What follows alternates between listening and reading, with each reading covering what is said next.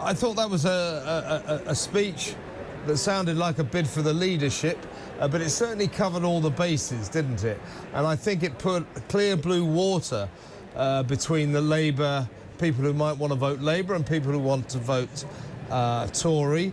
A good attack on Wokery, a good attack on what Labour would be, what Britain would be if Labour got in, you know, Keir taking the knee Starmer, a good little jibe there. But your thoughts on it? Well, one thing I would say, Mark, you know, it's talking about beginning to get a grip on the boats, that stop the boats. I mean, people aren't buying that because 500 more came across this weekend.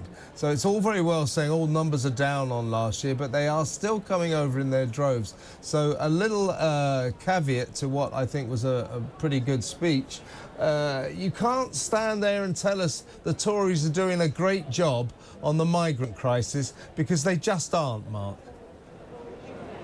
Well, look, I thought it was a fantastic speech. Suella speaks to voters like mine in my constituency. She speaks for the silent majority of this country.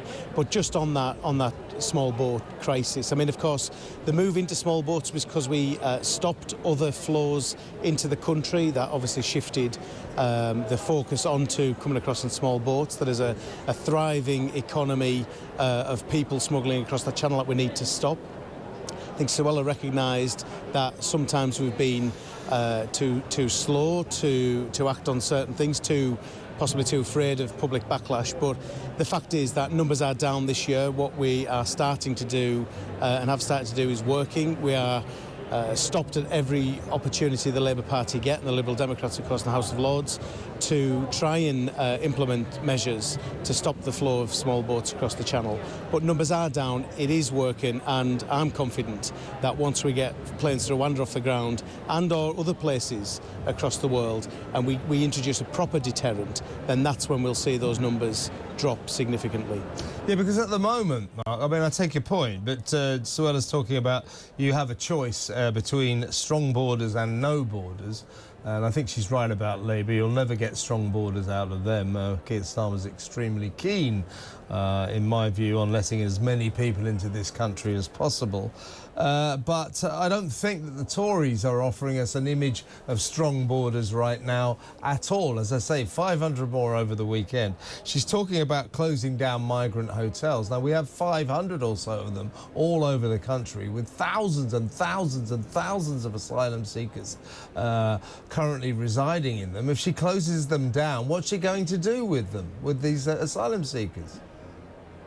Yeah, well, we need to move them out of hotels and into other forms of less luxurious accommodation. I think that we've got to remove all the draw that we can to people coming across the Channel.